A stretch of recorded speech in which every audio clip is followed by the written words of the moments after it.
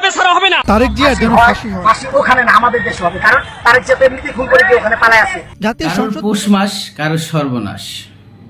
কি ঘটে গেল অভিনেতা সিদ্দিকুর রহমান সিদ্দিকের সাথে? সে হয়তো জানতোই না তার সাথে এই ঘটনাটি হবে।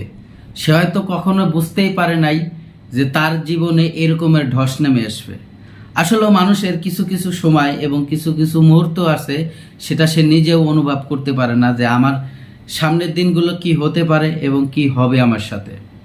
দর্শক শ্রোতা, সিদ্দিকুর রহমান সিদ্দিক ভাইকে সবাই চেনেন। সে অভিনয় জগতে একজন শীর্ষ পদের স্থানে একজন ভালো অভিনেতা এবং সে রাজনীতির মাঠে শুধুই একজন বাচ্চা শিশু ছিল।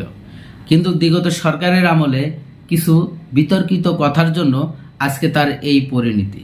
সে হয়তো কখনো চিন্তা ভাবনা করে নাই, সে কখনো ভাবতেই পারে নাই যে এই কথার জন্য, একটু বক্তব্যের জন্য, ছোট ছোট কিছু চামচামির জন্য আজকে তার এই ধরনের পরিণতি হবে। দর্শক শ্রোতা, আমাদের জীবনে প্রত্যেকটা মানুষেরই বোঝা উচিত যে আমরা এখন যে কথাগুলো বলতেছি, বিশেষ করে এখন মিডিয়ার যুগ, তাই এই কথাগুলো রেকর্ড হয়ে থাকে। আপনি যখন যাই করেন, প্রত্যেকটা সেকেন্ড আপনার জন্য বিপজ্জনক হতে পারে এবং প্রতিটা সেকেন্ড আপনার জন্য খুব ভালো হতে পারে। যদি আপনি ভালো পরামর্শ দেন, ভালো কথা বলেন, তাহলেই কিন্তু সামনের দিনগুলো হয়তো আপনাদের ভালো হতে পারে। এবং যদি কোনো দুষ্কৃষ্ট কথা বলেন, কোনো মন্তব্য খারাপ থাকে, কাউকে টার্গেট করে কিছু বলেন, সেটা কিন্তু রিসারিসির মাধ্যমে থেকে যাবে। বিগত দিনে আমাদের এই সিদ্দিকুর রহমান সিদ্দিক ভাই বিএনপির তারেক জিয়াকে নিয়ে যে সমস্ত ভয়ানক বক্তব্য দিছিল, আজকে তার প্রতিহিংসার জন্য তার অবস্থা খুবই খারাপ। সে যেভাবে যে পরিমাণে মার খাইছে, হয়তো তার পুরো লাইফটাই এত পরিমাণে সে মার খায় নাই, এরকমের অপমান অপদস্থ হয় নাই। আসলে একটা ভালো মানুষ কখনো রাজনীতিতে আসে না। আর বাংলাদেশের রাজনীতি তো অতি সহজে জঘন্য। কারণ কেন বা রাজনীতি তার করতে হবে?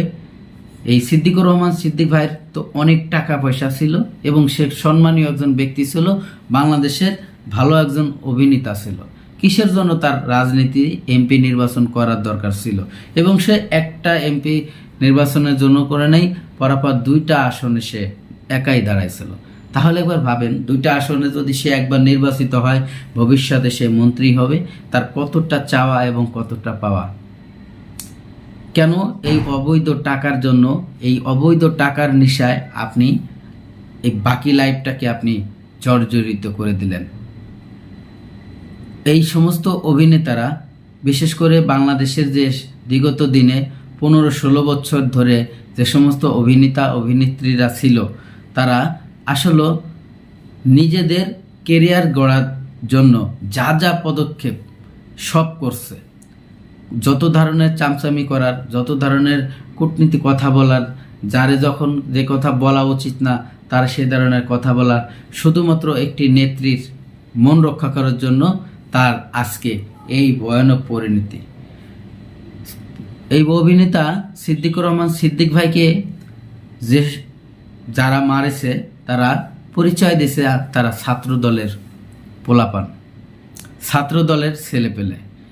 তাহলে এই যে তারেক জিয়াকে নিয়ে যে সমস্ত ভয়ানক বক্তব্য দিছিল, এই ঘটনাগুলো কেন্দ্র করে তার বর্তমান পরিস্থিতি এই দাঁড়াইছে। শুধু কি এই, সে আরও একটি মেয়ের জন্য তার এই ঘটনাটি ঘটেছিল। প্রিয় দর্শক, আমি আর বেশি কথা বলাবো না, চলে যাবো সে গুরুত্বপূর্ণ ভিডিওতে যাওয়ার আগে ছোট্ট করে একটি রিকোয়েস্ট করব, আপনি যদি আমার চ্যানেলে নতুন বন্ধু হয়ে থাকেন, ভালো লাগলে চ্যানেলটিকে সাবস্ক্রাইব করে রাখবেন আর এই ভিডিওগুলো দেখার জন্য বন্ধুদের কাছে শেয়ার করে দিবেন, যাতে বেশি বেশি দেখতে পারে।